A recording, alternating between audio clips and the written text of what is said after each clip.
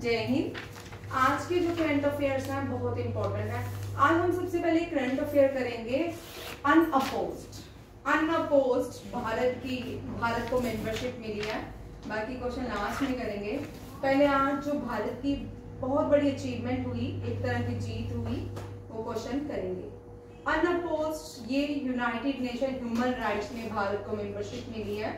ठीक है, 4 Pacific ocean जो देश हैं जिन्होंने भारत को ये अनअपोज्ड सीट दिलवाई है। ठीक है, जितने भी टर्म्स होते हैं जैसे United nation security council, United nation security council हम सब जानते हैं कि इसमें 15 मेंबर्स कंट्रीज मेंबर होती हैं।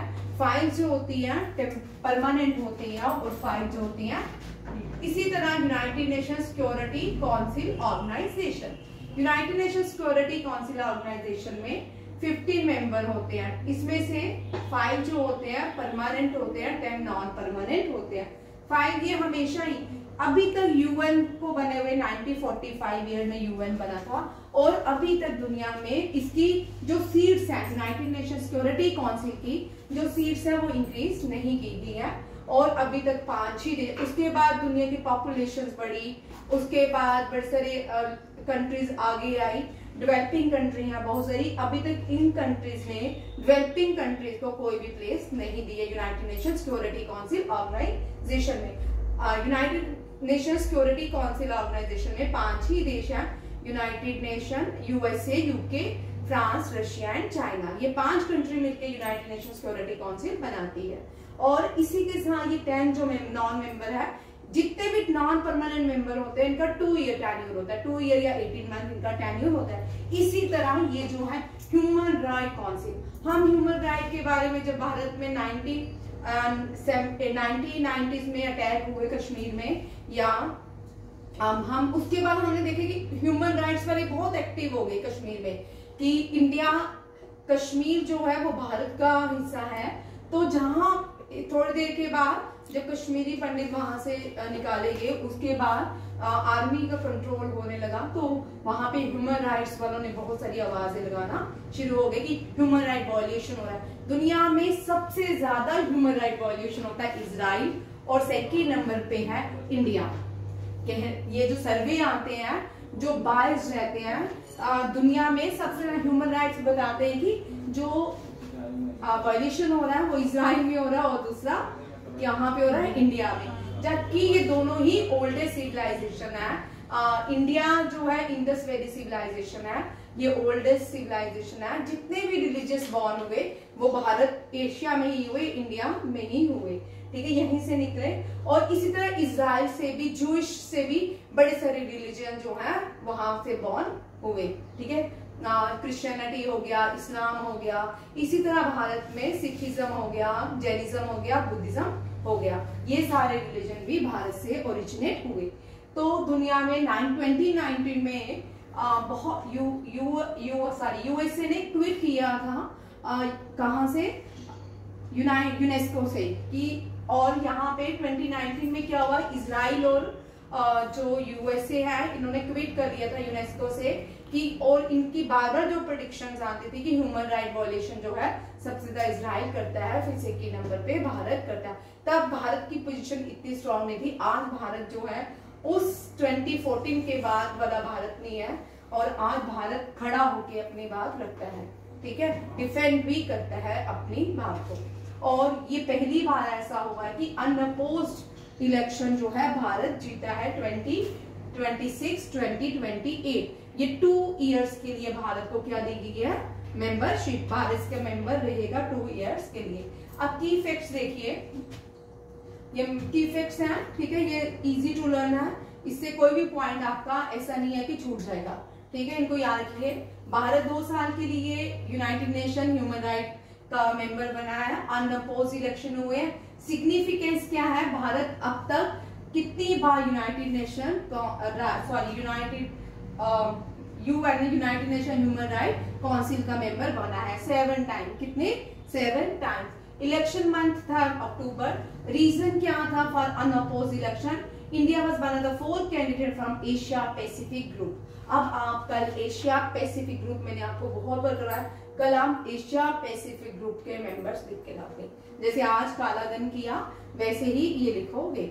ये सारे बैंकिंग के लिए आज के जो एग्जाम के क्वेश्चन है सारे बैंकिंग के लिए, सीजीएल के लिए, सीएचएसएल के लिए, हर एक एग्जाम का अपना अपना अलग पैटर्न होता है। ठीक है, आप सीएचएसएल का जो पेपर है वो थोड़ा सा डिफिकल्ट आता है, ठीक है, उनमें ये सारे क्वेश्चन पूछ सकते हैं। Asia Pacific group to score the 4 vacant seats, Bharat के लिए 4 वैकेंट सीट्स इन्होंने खाली रखी। प्रीवियस टर्म जो रहा भारत का 2006, 11, 18 एंड 25 मैंडेटरी था भारत के लिए इनका मेंबरशिप। यूएनएचआरसी का United Nation Human Right Council का headquarter Geneva Switzerland. World Health Organization का Geneva Switzerland. International Labour Organization का जेनीवा स्विट्जरलैंड। आईएमओ का जेनीवा स्विट्जरलैंड। ये सारे जितने भी आईएमओ, आईएलओ, डब्ल्यूएचओ, ठीक है, ये सारे कहाँ पे हैं? Geneva Switzerland. स्विट्जरलैंड में स्पोर्ट्स के भी बहुत सारे हेडक्वार्टर है, आपको ये सारे के सारे याद रखने हैं। ठीक है, स्पोर्ट्स के लिए इंटरनेशनल ऑर्गेनाइजेशन के भी हेडक्वार्टर है कहाँ पे? स्विट्जरलैंड में। स्पोर्ट्स के शूटिंग का स्विट्जरलैंड, ठीक है, आर्चरी का नहीं है। हमेशा आर्चरी जो होता है, आर्चरी याद रखिए, वो जर्मनी में है। कहाँ पे है? जर्मनी में। और आर्चरी का और शूटिंग में हमेशा बच्चे कंफ्यूज रहते हैं। जब भी कंफ्यूजिंग वाले क्वेश्चन आते हैं उनको बॉक्स बनाया करो, क्योंकि शूटिंग जो है स्विट्जरलैंड, शूटिंग कहाँ होती है? स्विट्जरलैंड। हेडक्वार्टर यहाँ रखिएगा, शूटिंग का स्विट्जरलैंड। फीफा का यूरिक, फीफा का यूरिक, और आर्चरी का म्यूनिक, आर्चरी का म्यूनिक। इंटरनेशनल ओलंपिक कमेटी का हेडक्वार्टर कहाँ पे है? वो भी कहाँ पे है? लुज़ेनिया स्विट्जरलैंड। ठीक है, जेनीवा स्विट्जरलैंड और लुज़ेनिया स्विट्जरलैंड दोनों ही इंपॉर्टेंट है। लुज़ेनिया में इंटरनेशनल स्पोर्ट्स फेडरेशन के हेडक्वार्टर है और जेनीवा में इंटरनेशनल ऑर्गेनाइजेशन के हेडक्वार्टर हैं। दोनों ही पार्ट्स को याद रखिएगा, ये बड़े इंपॉर्टेंट क्वेश्चन है। स्विट्जरलैंड की कैपिटल बर्न है, ठीक है, यूरोपियन देश है और बर्न इसकी कैपिटल है, और इसकी जो करेंसी है यूरो है। क्या है? यूरो। यहाँ क्या आ गया? कहाँ चली गई?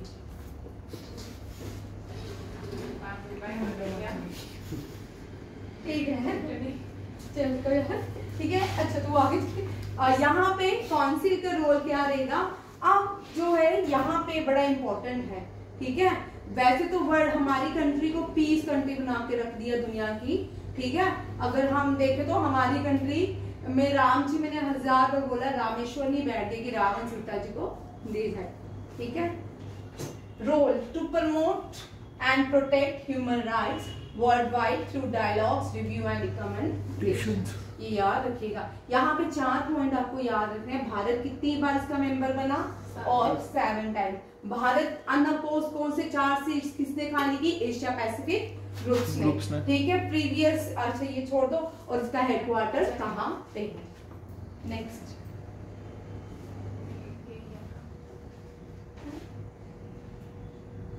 अच्छा नेक्स्ट, इसलिए हमने सबसे पहले क्वेश्चन ये दिया था। आज का जो पहला क्वेश्चन है वो है ये वाला, ठीक है। यहां से शुरू करेंगे। मैरीटाइम अमृत काल। इंडिया ने अपना एक ऑब्जेक्टिव लेके चल रहा है भारत की, भारत जो है अमृत काल विजन रख रहा है 2047, ठीक है, @20। इसको आप सर्च भी कर सकते हो, @अमृत काल विजन 2047, क्योंकि 1947 में हम आजाद हुए थे, तो 2047 में India has completed 100 years of independence, ठीक है, ये भी याद रखिएगा। मैरीटाइम अमृत काल विजन जो है, इसका अनवेल किसने किया? उद्घाटन इंडियन मैरीटाइम वीक से स्टार्ट किया गया है। किससे स्टार्ट किया गया है? India maritime week. यहाँ पे एक और क्वेश्चन, इसके 2 क्वेश्चन याद है, इसमें से बहुत सारे क्वेश्चन आपके रीजनिंग एंड एजर्शन से बनते हैं, ठीक है।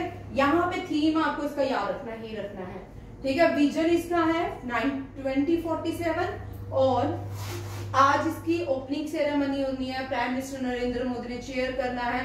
बहुत सारी कंट्रीज के 20 से ज्यादा इसमें पार्टिसिपेशन होगा। देखते हैं अभी इसका थीम आपको याद रखना है, uniting ocean one maritime region. ठीक है, इसके मैरीटाइम के पहले भी आते हैं थीम, बट ये नहीं आप सब मैरीटाइम याद कर लो तो अलग। ठीक है, यूनाइटिंग ओशन। ठीक है, इंडिया जो है दुनिया में सबसे बड़ी नेवल ताकत बनने जा रहा है। और अभी आपने ऑपरेशन सिंदूर में देखा, आगे कर रहे, ऑपरेशन सिंदूर में देखा इंडिया की नेवी ने पाकिस्तान के कराची पोर्ट में कितना तहलका मचाया। ठीक है, इंडियन मैरीटाइम वीक ये जो इवेंट है अमृतकाल विजन से स्टार्ट हो रहा है। अक्टूबर 29 को इसका inauguration Prime Minister Narendra Modi करेंगे with the maritime leaders conclave chair and global maritime CEO forum during this week. यहाँ पे ग्लोबल लाइज भी भारत के मैरीटाइम को ग्लोबलाइज किया जाएगा, उनको भी इन्विटेशन दिया गया है। मल्टीपल एग्रीमेंट्स एंड कोलैबोरेशन देखने को मिलेगी और जो है सस्टेनेबल इनोवेशन एंड इंफ्रास्ट्रक्चर पे काम किया जाएगा। सस्टेनेबिलिटी वेरी इंपॉर्टेंट, हर एक में भारत की सस्टेनेबिलिटी, इनोवेशन एंड इंफ्रास्ट्रक्चर, ये तीनों इसके मेन गोल्स हैं। कौन कौन से हैं? Sustainability, innovation and infrastructure. Mumbai, ये कहा मैरीटाइम वीक जो है मुंबई सितंबर में, याद रखिएगा हमेशा पोषाण माह होता है। क्या होता है? पोषाण माह। और ये मैरीटाइम वीक जो है अक्टूबर में है। कब है? अक्टूबर में। India maritime week a primary focus area the maritime Amritkaal vision 2040 green. अब यहाँ पे क्यों सेलिब्रेट किया गया है? भारत बात करता है ग्रीन शिपिंग की। किसकी? ग्रीन शिपिंग में, जिसमें मिथनॉल, अमोनियम, हाइड्रोजन का यूज किया जाएगा। किसका? मिथनॉल, अमोनिया एंड हाइड्रोजन का। कार्बन फ्री शिपिंग की जाएगी। और ये जो डिसीजन है 2023 में लिया गया था। कब लिया गया था? 2020। किसके अंदर लिया गया था? हरित सागर ग्रीन। ये हरित सागर ग्रीन ये एक ऐप गवर्नमेंट ने लॉन्च किया था और इसके अंदर जितना भी मैरीटाइम समुद्र ओशन को बचाने के लिए ये डिसीजन लिया गया, यूनियन कैबिनेट ने लिया था। हरित सागर ग्रीन पोर्ट गाइडलाइंस इशू की गई थी, जिसमें बात की गई थी क्या? इकोसिस्टम, क्या एनवायरमेंटल फ्रेंडली इकोसिस्टम पोर्ट्स को बनाने की बात की गई थी। भारत में जितने भी 13 फंक्शनिंग पोर्ट्स हैं उनको क्या बनाने की बात की गई?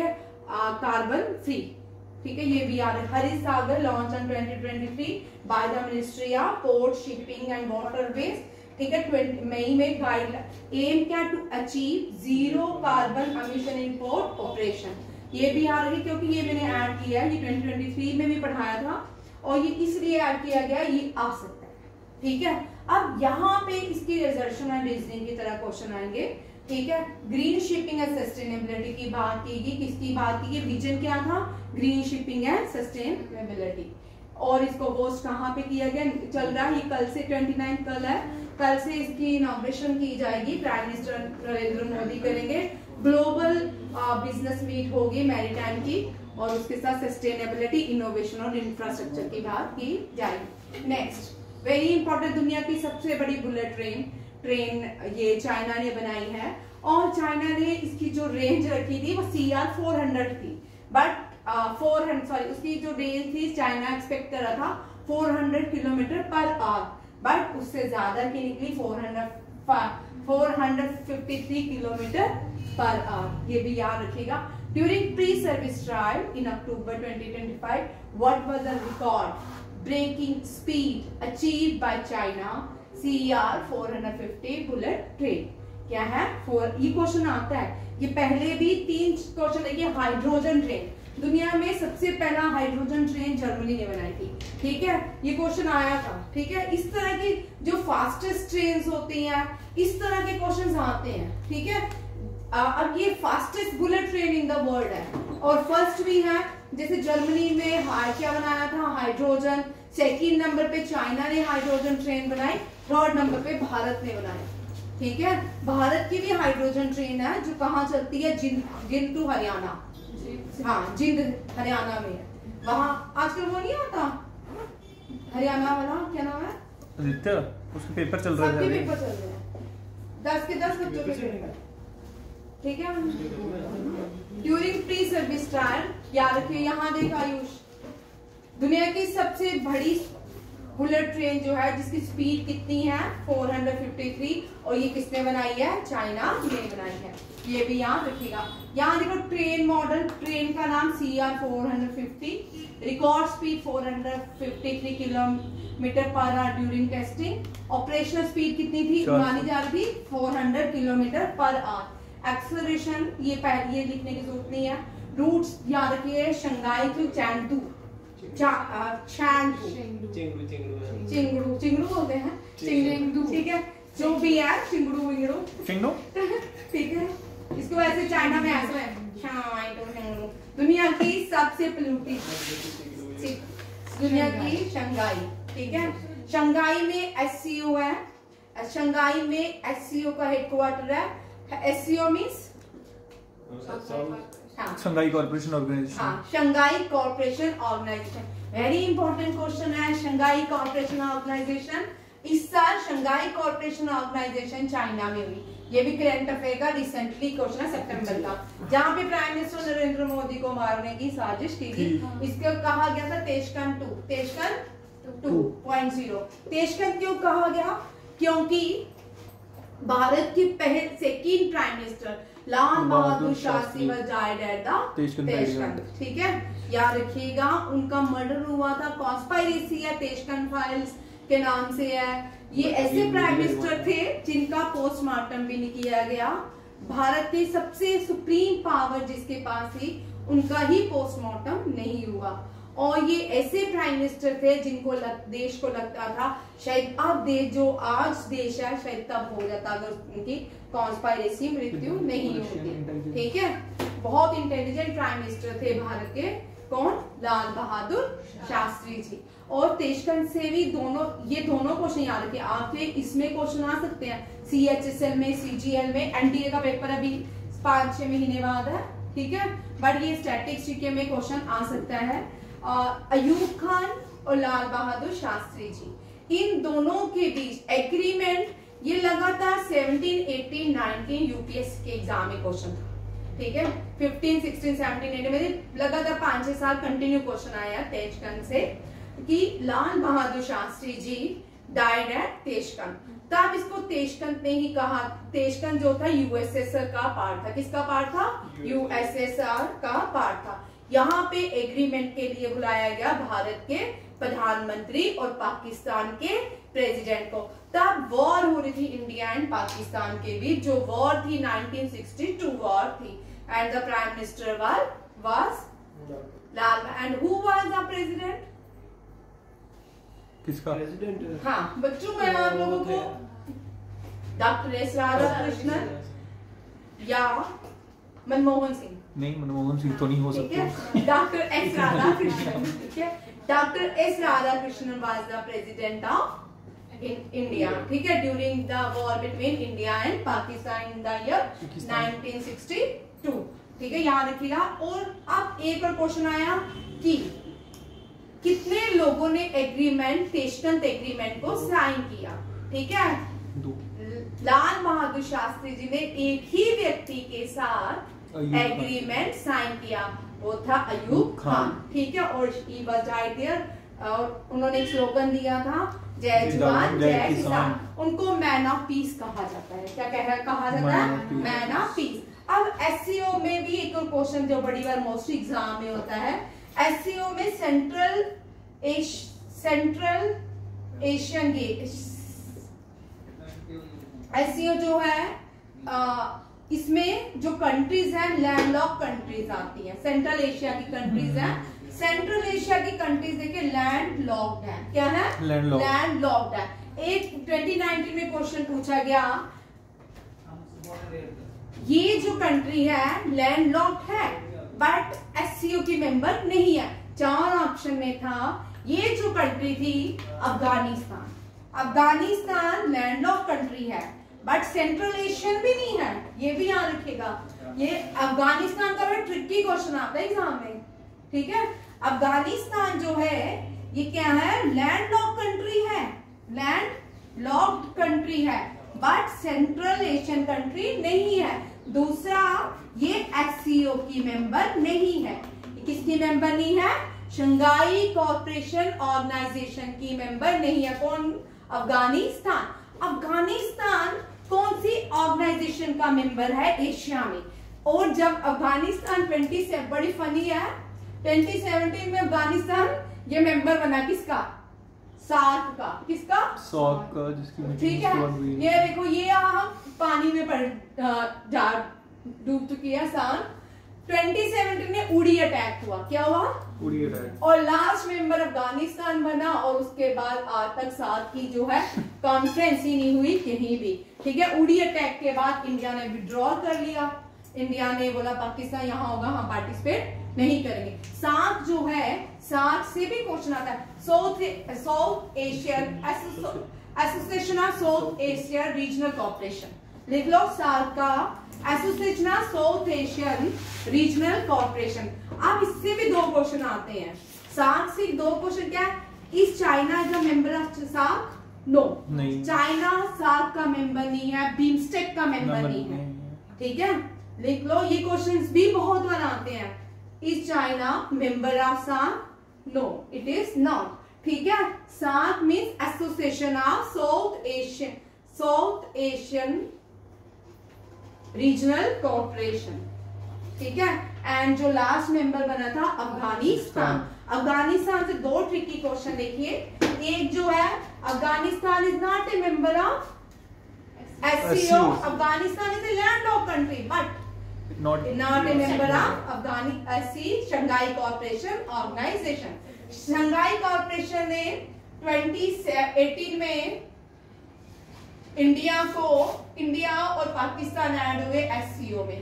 इंडिया और पाकिस्तान, इंडिया को प्रमोट किया रशिया ने, इंडिया और पाकिस्तान को प्रमोट किया चाइना ने।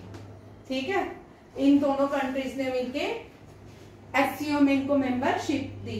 इस साल SCO के न्यू मेंबर 2023 में इराक बना था, और अब इस साल बेलारूस 2024 में बेलारूस याद रखिएगा। SCO में पहले 8 कंट्री थी, अब 10 कंट्रीज मेंबर हो चुके। चेक करना कितनी है SCO की, ये दिमाग में नहीं था क्वेश्चन। बेलारूस और इराक जो है करंटली मेंबर बने हैं। किससे? ये क्वेश्चन भी आता है, ये हमेशा ही करंट अफेयर रहेगा। ठीक है। ये करंट अफेयर में क्वेश्चन रहते हैं, चाहे 5 साल के बाद पूछे, 10 साल के बाद पूछे। मैंने कल आपको एक एग्जांपल दिया था, 2001 का मैथ्स पूछा गया था एग्जाम्स में। ठीक है। इसी तरह ये 10। ठीक है। ईरान और बेलारूस जो है SCO मेंबर क्या हुए? SCO मेंबर बने हैं। अब एक और थोड़ा सा क्वेश्चन देखिए। इजराइल, आपने कहीं देखा किसी कंट्री में इजराइल मेंबर हो? SCO का मेंबर नहीं है इजराइल। ठीक है। बड़े कम कलर मुझे बताइएगा, इजराइल कौन कौन सी इंटरनेशनल ऑर्गेनाइजेशन का मेंबर है? ठीक है। नहीं भाई, अब भाई रुक जा, ये UN को छोड़ के बाकी सब बताइएगा कौन कौन सा। देखो, UN का मेंबर है इजराइल, नाटो। इसी तरह नॉर्थ अटलांटिक ट्रीटी ऑर्गेनाइजेशन जो है, इसके भी 32 मेंबर्स हैं। कितने हैं? 32। जो लास्ट बना है वो पोलैंड बना है। कौन बना है? पोलैंड।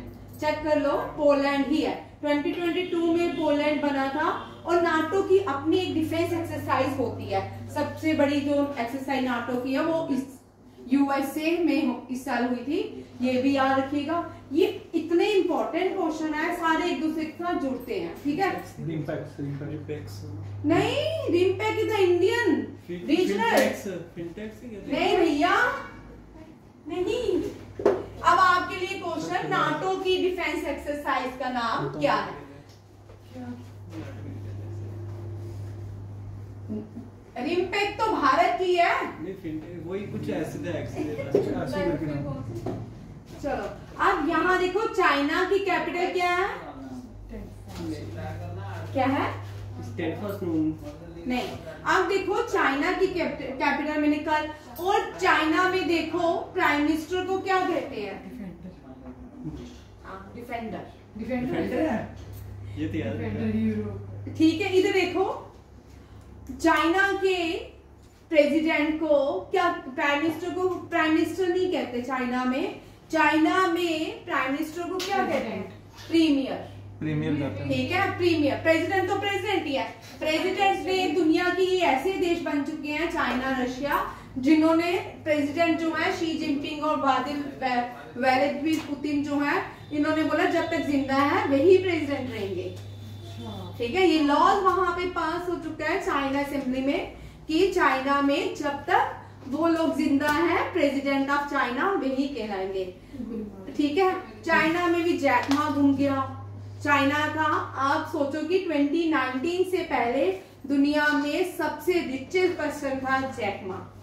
आप सर्च करो, अलीबाबा का फोटो था। वो कंपनी बंद हो गई है। भाई कंपनी नहीं, देखो आपने कभी सोचा है, आपने कभी सोचा कि जैक मा कहाँ गया?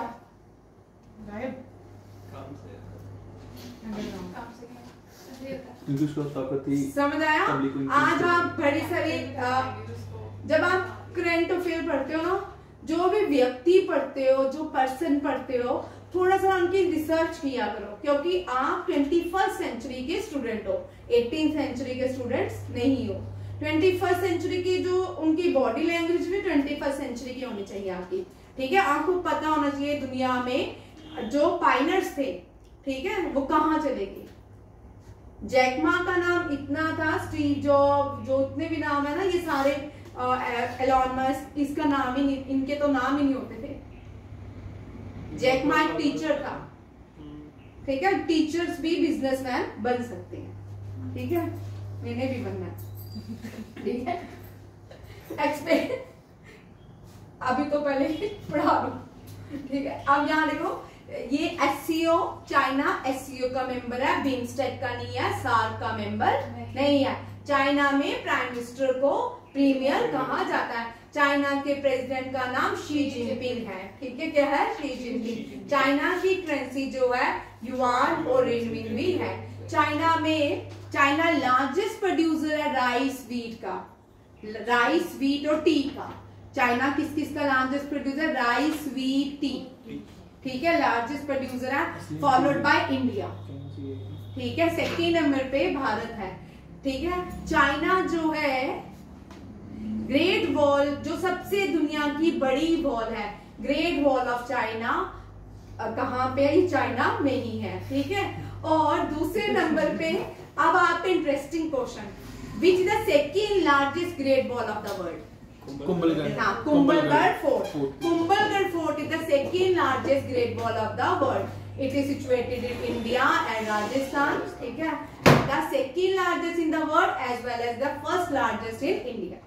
ठीक है, Maharana Pratap was born in Kumbhalgarh fort. Next question, यहाँ पे ये कल मैंने आपको बताया था, तो ये 2011 में तिमोर लेस्ट से 2011 में मेंबर बनने की ख्वाहिश जाहिर की थी, जो भी फंक्शनिंग थी 2011 को पूरी की थी, बट अब जाके 2025 में तिमोर लेस्ट को क्या मिला है? मेंबरशिप। किसकी? एशियान की, association of south east Asian nation. ठीक है, इसका मेंबर कौन बना? और इसकी prime Minister Narendra Modi attended the association of south east Asian nation conference virtually. ठीक है, ये भी याद रखिएगा। और कोलालमपुर, मलेशिया। मलेशिया से दो क्वेश्चन याद रखिए। मलेशिया जो है, मलेशिया की करेंसी बड़ी बार एग्जाम में आती है। मलेशिया की जो करेंसी है रिंगिट है। क्या है? रिंगिट। और मलेशिया में बैडमिंटन का हेडक्वार्टर है। बैडमिंटन का हेडक्वार्टर कहाँ पे है? मलेशिया में। याद रखिए, वेरी वेरी इंपॉर्टेंट क्वेश्चन, ये बड़ी बार आता है। इंटरनेशनल बैडमिंटन फेडरेशन का हेडक्वार्टर लुज़ानिया, स्विट्जरलैंड में नहीं है।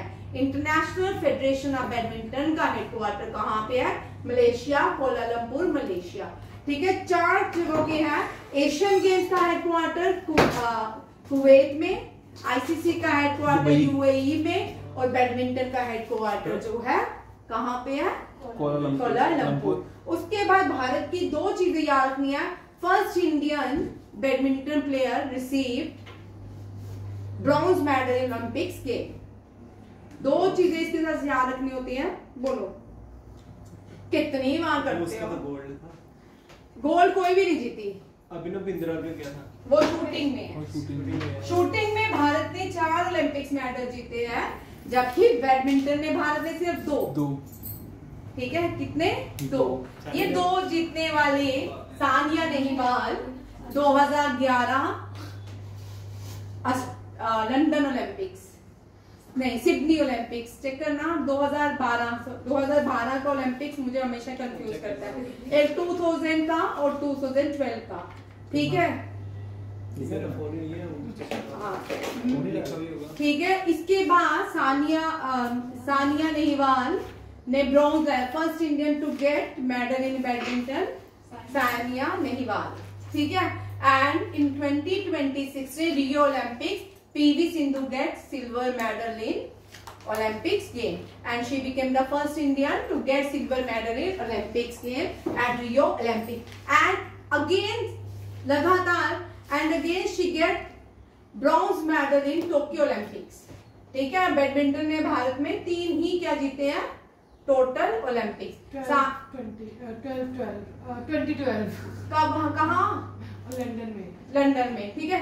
सिडनी ओलंपिक्स और लंदन ओलंपिक्स में हमेशा का, सिडनी ओलंपिक्स 2000 में हुआ था, कर्णा मल्लेश्वरी ने first Indian to get the Olympics medal, ठीक है, in first Indian to get medal in Olympics, ठीक है, कर्णा मल्लेश्वरी, और फर्स्ट फीमेल भी है, ये वेट लिफ्टर है, क्या है? Weight lifter. और सेकंड जो थी मीरा कुमार चानू, ये first Indian to get silver medal in weight lifting and second and she became the second Indian to get medal in weight lifting।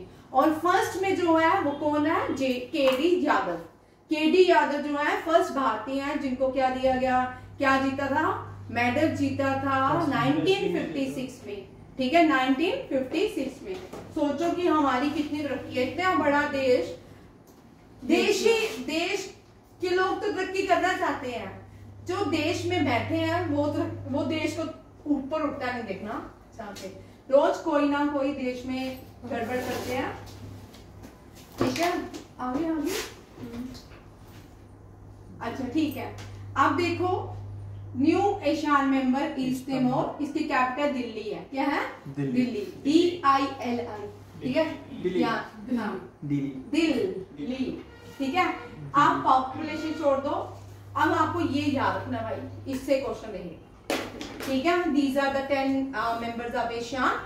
सबसे पहले जो बने एशियान कंट्री थी Myanmar, Philippines, Singapore, Thailand, Vietnam, Brunei, Cambodia, Indonesia, Laos, Malaysia. अब इनमें से question उठाते हैं स्टैटिस्टिक्स के, ठीक है। नेम द, अब मुझे ये बताएगा आयुष, वर्ल्ड लार्जेस्ट टेम्पल। अभी आपको पता है यहाँ पे एशियान देश, अंकोर वट, हाँ Angkor Wat, dedicate to which god? Lord Vishnu. ये क्वेश्चन आता है, ये इतने क्वेश्चन आते थे अंकोर वट का क्वेश्चन हर एनडीए के एग्जाम में दूसरी बार होता था, ठीक है। Angkor Wat is the largest temple in the world and Akshardham which is situated in US is the second largest in the world, ठीक है। हाँ, वो जो यूएसए में बना है वो सबसे बड़ा है, सेकंड लार्जेस्ट, रिसेंट बना हुआ, ठीक है। Largest temple in the world is Angkor Wat, Cambodia. Laos क्या है? Laos is the smallest landlocked country of Asia, देखो Laos is the smallest landlocked country of Asia. Kyrgyzstan is the largest landlocked country of Asia. क्या ma'am Philippines के साथ the क्यों लगता है? कहाँ लिखा है? द लगा लो, कंट्रीज क्या? द फिलीपींस देखा है मैंने 2-3 बार, लिखो उसका नाम नहीं द पे लिखा होगा सच में, वैसे क्योंकि द यूज होता है, हाँ। उस ऐसे Name the first country to buy BrahMos super missile from India. Philippines. देखो ये सारे क्वेश्चन इन्हीं से हैं। Name the first countries to buy BrahMos super missile from India. Philippines.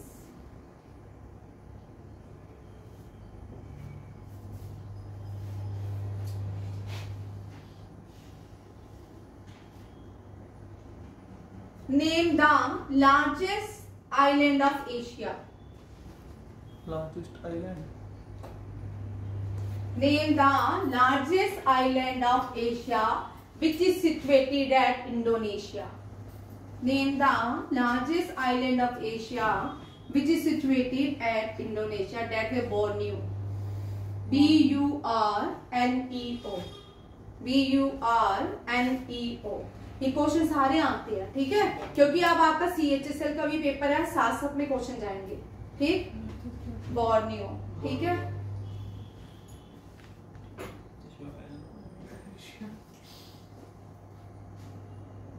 Name the port, which port, हाँ, which port connect India to Myanmar, which port connect India to Myanmar, that is Sittwe port. और Sittwe port से आप 10 साल बाद भी paper दोगे ना, हमेशा ही करंट अफेयर रहेगा। हाँ, इंडिया टू म्यांमार।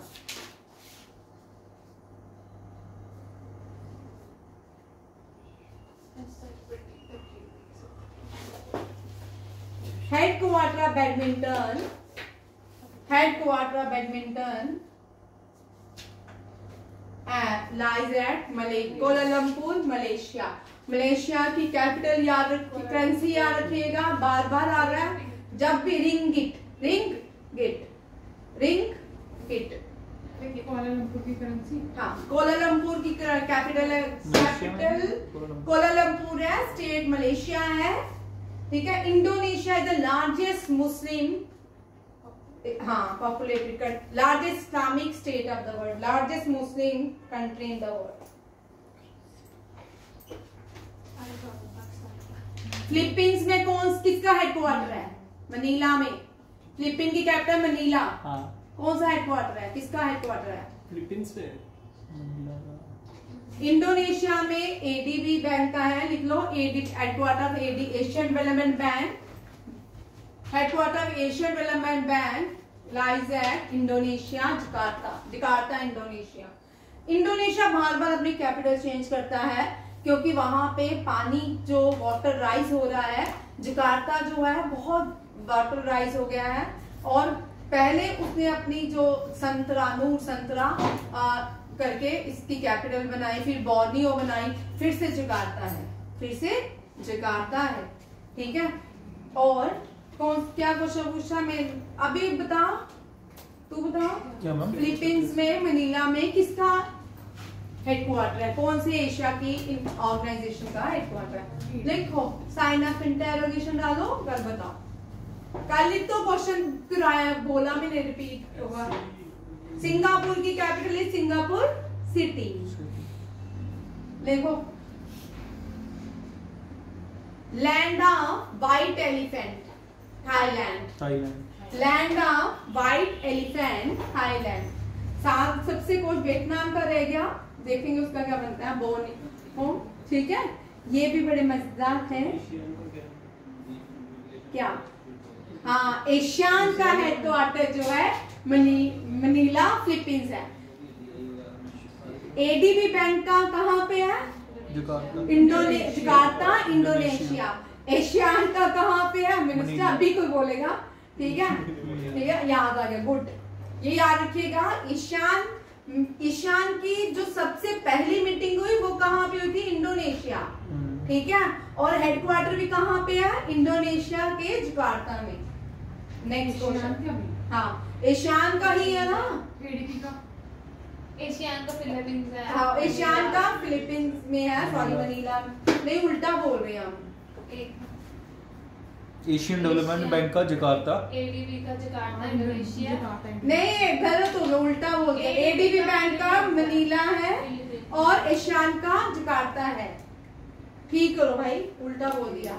एशियान का जकार्ता इंडोनेशिया में है और एडीबी बैंक का मनीला इंडोनेशिया है। नेक्स्ट क्वेश्चन देखिए, ये भी बड़ा इंपॉर्टेंट क्वेश्चन है, इससे बहुत सारे क्वेश्चन बन रहे हैं, ठीक है। भारत की गवर्नमेंट ने मिनिस्ट्री ऑफ सिविल एविएशन जो है एपेक एआईजी मीटिंग जो है होस्ट कर रहा है under the ministry of civil aviation is organized APEC A1G meeting, और इसको कौन होस्ट कर रहा है? एयरक्राफ्ट एक्सीडेंट इन्वेस्टिगेशन ब्यूरो, क्योंकि रिसेंटली बड़े सारे एयरक्राफ्ट जो है एक्सीडेंट्स हो रहे हैं, और ये जो बॉडी है 2014 में बनाई गई थी। कब बनाई गई थी? 2014 में ये एक स्टैट्यूटरी बॉडी है गवर्नमेंट ऑफ इंडिया की। क्या है? गवर्नमेंट ऑफ, ये मिनिस्ट्री या सिविल एविएशन के अंदर आती है। इस तरह के क्वेश्चन CHSL में, CGL में पूछे जाते हैं। ठीक है, ये मैंडेटरी होते हैं क्वेश्चंस, पूछते हैं कि ये बॉडी जो है स्टैट्यूटरी है कि नहीं है। ठीक है, ये सारे क्वेश्चंस भी पूछे जाते हैं। नेक्स्ट क्वेश्चन देखिए, इसी का ही है। इंडिया होस्ट करेगा Asia Pacific region aircraft accident investigation meeting पहली बार नेशनल कैपिटल न्यू दिल्ली में। ठीक है, around 19 aircraft accident investigators are expected to participate. कितने एयरक्राफ्ट को पार्टिसिपेट करेंगे? 90। ठीक है, in the Asia Pacific accident investigation group. कहां पे? In the Asia Pacific accident investigation group में। मीटिंग को होस्ट करेगा aircraft accident investigation bureau on the behalf of civil aviation ministry. आप देखो सिविल एविएशन मिनिस्टर कौन है? आर राम मोहन नायडू। कौन है? के Ram Mohan Naidu. Very very very important question है, याद रखिए। के राम मोहन नायडू जो है सिविल एविएशन मिनिस्टर है। ठीक है, आप boat aircraft accident investigation bureau देखो, मिनिस्ट्री ऑफ सिविल एविएशन में आती है। Which investigates aircraft accidents in India. ठीक है, ये कौन करती है? Ministry of civil aviation. 2012 में बनाया गया था सिविल एविएशन। इसकी पेरेंट बॉडी भी कौन है? Ministry of civil aviation. ये भी याद रखिएगा। नेक्स्ट, ये JKSSB के लिए बड़े इंपॉर्टेंट क्वेश्चन आते हैं। ठीक है, SI के लिए ये इंपॉर्टेंट क्वेश्चन होते हैं इस तरह वाले। आप देखो एयरपोर्ट अथॉरिटी ऑफ इंडिया, ये पब्लिक सेक्टर है, ये भी मिनिस्ट्री ऑफ सिविल एविएशन के अंदर आती है। 1 अप्रैल 1995 में इसको बनाया गया था। इसके चेयरमैन है विपिन कुमार। ठीक है, ये भी याद रखिएगा। Asia Pacific accident investigation group पहली बार भारत होस्ट कर रहा है। AAIB under ministry of civil aviation क्या आती है? Inaugurated by K Ram Mohan Naidu. Around 90 international investigators participate in this meeting. Defence acquisition council, Bharat की डिफेंस एक्विजिशन काउंसिल के लिए अप्रूवल हुए हैं कितने रुपीस? 79,000 करोड़। और ये किसके लिए दिए गए हैं? इसके लिए नाग मिसाइल सिस्टम ट्रैक MK2। याद रखिएगा, नाग मिसाइल इंडियनजेनियसली भारत ने बनाया है, DRDO ने बनाया है। ठीक है, ट्रैक MK2 याद रखिएगा, MK2। The defence acquisition council जो है ये 2001 में बनाया गया था और इसके ये 3 एम्स हैं। ठीक है, ये तीनों आपको, ये इस तरह के क्वेश्चन आपको बड़े पूछे जाएंगे। ठीक है, क्योंकि पैटर्न बिल्कुल चेंज है और ये इस तरह के क्वेश्चन आते हैं। ठीक है, ये तीनों स्कीम है। एक है the acceptance of necessity, the first formal step in the Indian defence acquisition process. India is the world 3rd largest defence spender after United State and China. ठीक है, ये भी याद रखिएगा, चाइना और क्योंकि रशिया तो अपनी वॉर लड़ रहा है। ठीक है, जापान की हालत शिंजो आबे के बाद अभी तक जापान की कोई स्टेबिलिटी नहीं होती है।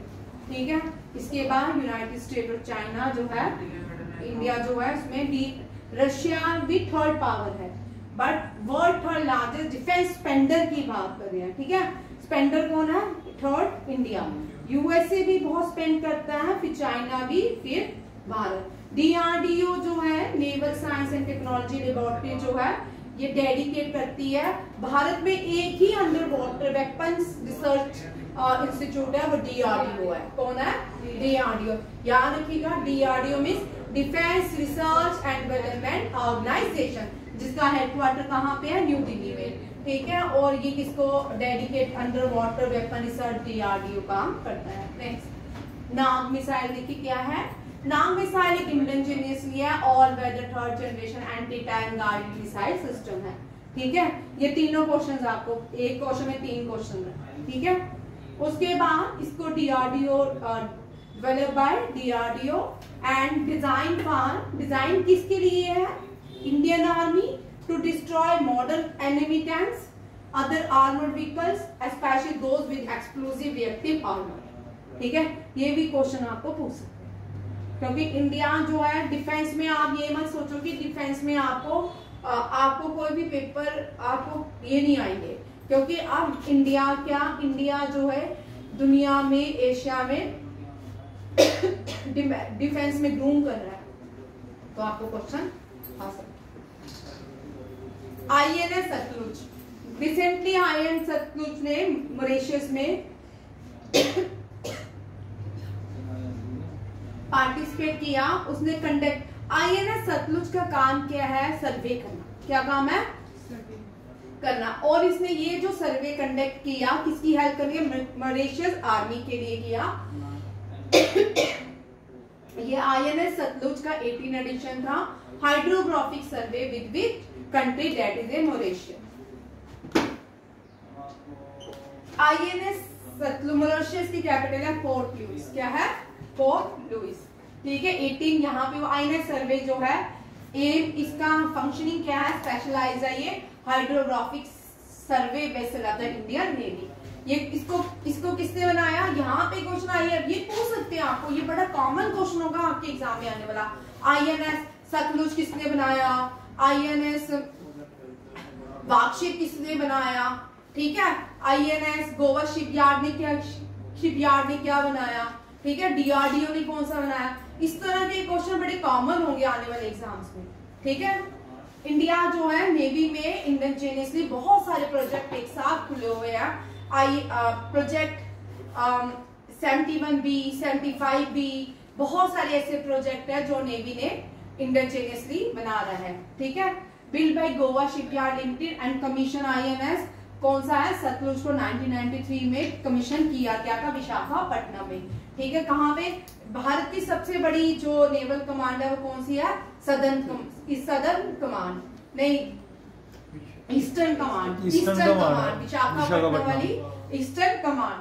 ठीक है, इसको कोच्चि में क्या किया गया है? कमीशन किया गया है रिसेंटली, अभी कोच्चि में है, याद रखिएगा। ये क्या करता है? ओशियनोग्राफिक रिसर्च करता है। क्या करता है? ओशियनोग्राफिक। 4 पॉइंट्स याद रखिएगा।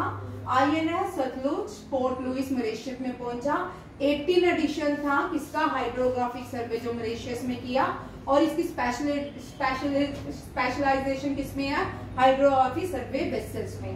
ठीक है, जिसको गोवा शिपयार्ड लिमिटेड ने बनाया। कोच्चि में अभी ये बेस्ड है, कोच्चि अंडर द कोच्चि में जो इंडियन नेवी कमांड है उसको सदर्न नेवल कमांड कहते हैं। क्या कहते हैं? Southern naval command. It is specialized hydrographic survey vessel. आगे कर। ठीक है, यहाँ पे देखो, यहाँ पे ये क्या हुआ? इसने क्या, इसकी एम वहां जाके INS सतलुज ने क्या किया? जो INS सतलुज ने MOU साइन किया था इंडिया, वो रिगार्डिंग किसकी है? EEZ surveillance. EEZ सर्विलेंस जो है एक्सक्लूसिव इकोनॉमिक जोन में आता है। किसमें? इसमें 200 से दायरे से बाहर नहीं आ जा सकते। ठीक है, 200 किलोमीटर के दायरे में आपको सर्वे करना है, और एरिया कितना हो गया? 35,000 स्क्वायर किलोमीटर तक होना चाहिए। कितना एरिया कितना कवर किया? INS सतलुज ने 35,000 स्क्वायर किलोमीटर। और इसकी और इसका विजन क्या रहा? ये किसका पार्ट बना? INS सतलुज जो मॉरिशस में गया, ये किसका पार्ट था?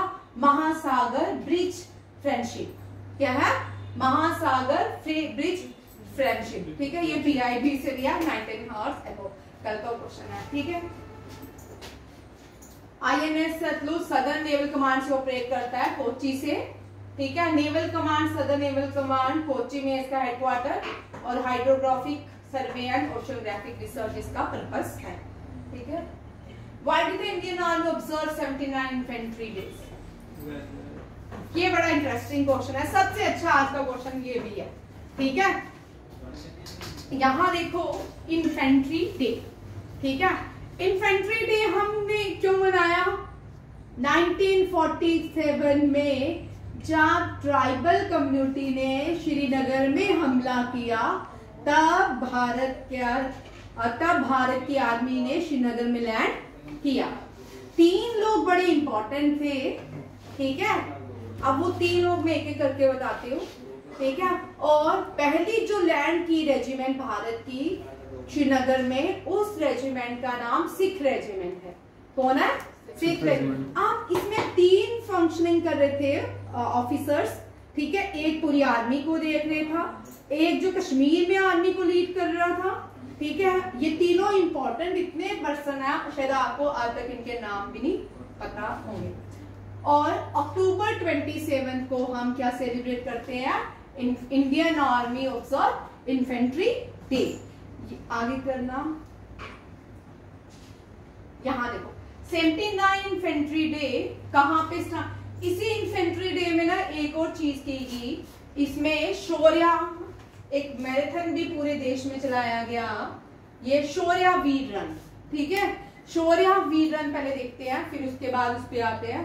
शौर्य वीर रन ये इसलिए था, ये उन लोगों के सम्मान में था जिन लोगों ने भारत के लिए सेक्रीफाइसेस किए। यहाँ पे multiple location hosted a Shaurya Veer run in connection with the infantry day on 27 October, ठीक है। यहाँ पे स्टूडेंट्स एंड मिलिट्री पर्सनल्स ने पार्टिसिपेट किया। विलिंगटन में देखो मद्रास रेजिमेंट ने, यहाँ पे 5 क्वेश्चन बनते हैं आयुष, ये क्वेश्चन बड़ा इंपॉर्टेंट है, ठीक है। इन्फेंट्री डे में कौन सा मैराथन किया गया? शौर्य वीर रन, ठीक है। उसके बाद ये कौन कौन सी रेजिमेंट ने कहाँ पे ऑर्गेनाइजेशन की? विलिंगटन में मद्रास रेजिमेंटल ने, ठीक है, शौर्य वीर रन को हाईलाइट ऑर्गेनाइज किया। फिर बेलागावी में Maratha light infantry regiment, Maratha light infantry regiment. तो नेक्स्ट आता है दिल्ली में, दिल्ली कैंट में कडप्पा परेड ग्राउंड में, कहाँ पे? कडप्पा परेड ग्राउंड में 8000 पार्टिसिपेशन लोगों ने दिल्ली कैंट में ऑर्गेनाइज। बरेली कैंट में जाट रेजिमेंटल ने, बरेली कैंट में जाट रेजिमेंटल ने। और बेंगलुरु में इंडियन आर्मी ने कहाँ पे किया? बेंगलुरु में event and parachute regiment training open to military and civilians, ठीक है। पीछे जाएंगे, नहीं रुकना पीछे, यहाँ देखो, ठीक है। 79 ये हो गया चीफ ऑफ आर्मी स्टाफ, जो है उन्होंने chief of army staff Upendra Dwivedi, ठीक है, लिख लो जिसको नहीं याद है। उपेंद्र द्विवेदी ने इसकी इनॉग्रेशन की, कहाँ पे? मद्रास विलिंगटन में, ठीक है। The landing of the first Indian army troop in ship. अब हम इन्फेंट्री डे क्यों मनाते हैं? हमारे भारत की पहली आर्मी की ट्रूप की लैंडिंग श्रीनगर में 1947 में हुई थी, ठीक है। First battalion Sikh regiment participate, army unit was the first to land in Srinagar to repel the Pakistan back tribal invasion. Theme क्या है? Enhancing fire power. Fire power होता है डिफेंस की जो ताकत है, डिफेंस में भारत का रैंक है, उसको इंक्रीज करना, ठीक है, ताकत को। Enhancing fire power with modern weapon and technology. इसके साथ फायर पावर का यहाँ मतलब है स्ट्रेंथ, ठीक है, भारत की डिफेंस की बात करना, ठीक है। During 1947 the Indian army role were led by these figures, ठीक है। इसको स्पैरो, आप मुझे बताओगे ब्रिगेडियर राजेंद्र सिंह को भारत आर्मी में किस नाम से जाना जाता है? ये बड़ा इंटरेस्टिंग क्वेश्चन, मैंने जानबूझ के यहाँ पे छोड़ दिया उसको, ठीक है। ये तब चीफ ऑफ डिफेंस थे, चीफ ऑफ स्टाफ थे जम्मू एंड कश्मीर के। यहाँ से 3 क्वेश्चन बनते हैं, ध्यान से इस क्वेश्चन को देखो। ये जम्मू एंड कश्मीर के चीफ ऑफ स्टाफ थे इंडिया के लिए। 1947 राजा ने तो इंसर्शन ही नहीं किया था, राजा ने भारत में विलीन ही नहीं हुआ था, ठीक है ना। राजा को स्विट्जरलैंड चाहिए था, JNK स्विट्जरलैंड बनाने जा रहा था। जब वो कश्मीरियों ने किया तो उसके बाद उन्होंने इंस्ट्रूमेंट ऑफ सेशन साइन किया, फिर उसके बाद हमारी आर्मी एंटर हुई कश्मीर में। वही बोल रही हूँ, मैंने बोला राजा को तो स्विट्जरलैंड चाहिए था, ठीक है। But brigadier Rajendra Singh led the war from Kashmir, ठीक है। अब यहाँ पे who was the first officer to lead an army unit? ये कौन थे? कर्नल दीवान रंजीत राय। ये भी ये आपको JKSSB के किसी भी एग्जाम में आ सकता है। आप सोचो कि JKSSB के किसी एग्जाम, क्योंकि JKSSB के जो एग्जाम होते हैं सेंटर कंडक्ट करती है, यूनियन टेरिटरी हो गया, स्टेट में नहीं होते हैं। Colonel Dewan Ranjit Rai, first officer to lead an army unit after independence and defended the Srinagar airfield, or he was the first Indian to get the Mahavir Chakra after independence. He was first Indian to get Paramveer Chakra was major Somnath, ठीक है। और first Indian to get Mahavir Chakra after independence colonel Dewan Ranjit Roy. अब next आते हैं K M. Cariappa, जो first field. आप K M. Cariappa से बहुत सारे क्वेश्चन कंफ्यूजिंग रहते हैं, ठीक है। लोगों बच्चे बड़ी बार गलत कर रहे हैं। ये पहले कमांडर इन चीफ थे भारत के, ठीक है। फर्स्ट फील्ड मार्शल नहीं थे। फर्स्ट फील्ड मार्शल जो थे सैम मानिक शाह थे, सेकेंड फील्ड मार्शल के.एम. करप्पा थे, और फर्स्ट कमांडर इन चीफ कौन बने? के.एम. करप्पा, ठीक है। ये किसी ने एक बार गलती निकाली थी, तब मुझे याद है कि इस क्वेश्चन में बड़े सारे लोग कंफ्यूज होते हैं, ठीक है। के.एम. करप्पा जो थे वो पहले कमांडर इन चीफ थे भारत के, और सेकेंड फील्ड मार्शल थे, second field. And he was the, इनको फादर द इंडियन आर्मी भी कहा जाता है। He was responsible for overseeing all military operation including the defence of Kashmir, ठीक है। इसका मतलब तब देश के इनको कमांडर इन चीफ कौन थे? ये। और डिफेंस ऑफ चीफ जे.एंड.के में कौन थे? ब्रिगेडियर रंजीत सिंह, ठीक है। ये भी बड़े इंपॉर्टेंट पॉइंट्स है, याद रखिएगा। इसी के साथ आज के क्वेश्चन, ठीक है। आज के क्वेश्चन बड़े इंटरेस्टिंग थे। ये इस वीक 21 से लेकर 30 तक पूरे का पूरा करंट अफेयर बड़ा अच्छा है, ठीक है। इनके आने के चांसेस हैं। आज गवर्नमेंट क्वेश्चन ज्यादा थे। इस तरह के क्वेश्चन आपको बैंकिंग में मिलते हैं, ठीक है। ये बैंकिंग पैटर्न और CHSL पैटर्न का करंट अफेयर है। तो जो हम अपॉइंटमेंट्स की कल, वो भी CHSL में आती है, बट इस पैटर्न से ज्यादा क्वेश्चन रहते हैं, ठीक। Thank you. जय हिंद, जय भारत।